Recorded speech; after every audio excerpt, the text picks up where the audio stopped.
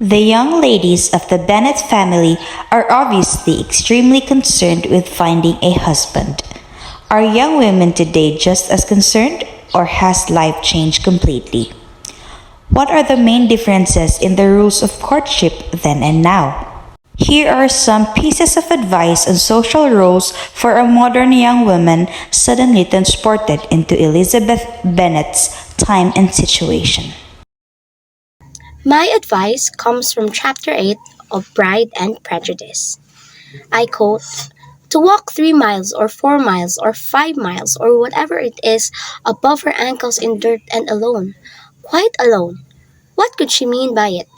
It seems to me to show an abominable sort of conceited independence, a most country town indifference to decorum.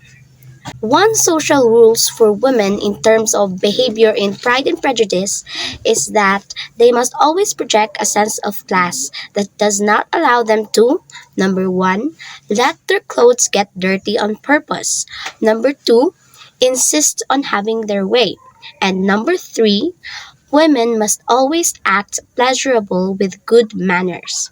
Elizabeth doesn't want to be treated like an inferior, and her being proud of her accomplishment became a pride in modern time. She also shows an prejudice because she judges Mr. Darcy when they first met and gossip without knowing the real attitude of the person. Elizabeth was also stubborn in a way that she didn't easily change her perspective towards Mr. Darcy. Proposed to her because she has still this theory in her mind that Mr. Darcy is like that and like this. So my advice that I can give is that do not expect women to behave subservient when they are being mistreated, because women were living a life for so long being told and how to do it. My advice comes from Chapter 1 of Pride and Prejudice. It is a truth universally acknowledged that a single man in possession of a good fortune must be in want of a wife. One social rules for women in terms of behavior in Pride and Prejudice is that women must not allow, first, to marry a man because of the fortune. Second, women must wait for the right time, doing a right manner as women should be. Love and marriage is not just something we can easily engage. It is not just something to commit on without thinking. A woman's mind moves very quickly. In a split of a second, she might go from admiration to love and then love from marriage. A woman should know the difference between admiration and love, for it is very distinct from each other. Love shouldn't be taken for granted, and marriage needs twice or thrice evaluation of decision. It will change one's life, and it is worth the time to find someone who will commit yourself with. You must keep on trying to achieve what you want, just like what Mr. Darcy did when his first attempt in proposing Elizabeth, he got rejected. But despite of that, he did not lose hope to try again, and he made it in the second way around. Failure is part of our lives, and we must not afraid and have the courage to try again until we achieve what we want.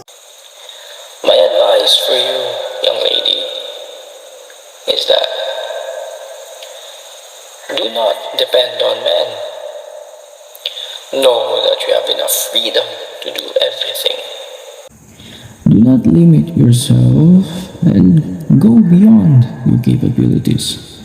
Go beyond what you can already do. Do not allow yourself to be united to a man who's only out to marry you only for the sake of having a wife, for he doesn't love you. Know also that you don't have to filter the words that comes from your own thoughts in order for you to be loved. Marry the man you truly love, and in turn also loves you. Women has always been man's dependent, if not his slave. The two sexes have never shaped the world in equality. And even today, women is heavily handicapped. Take note that money only impresses lazy girls. When a woman works hard, A man with money is just a bonus.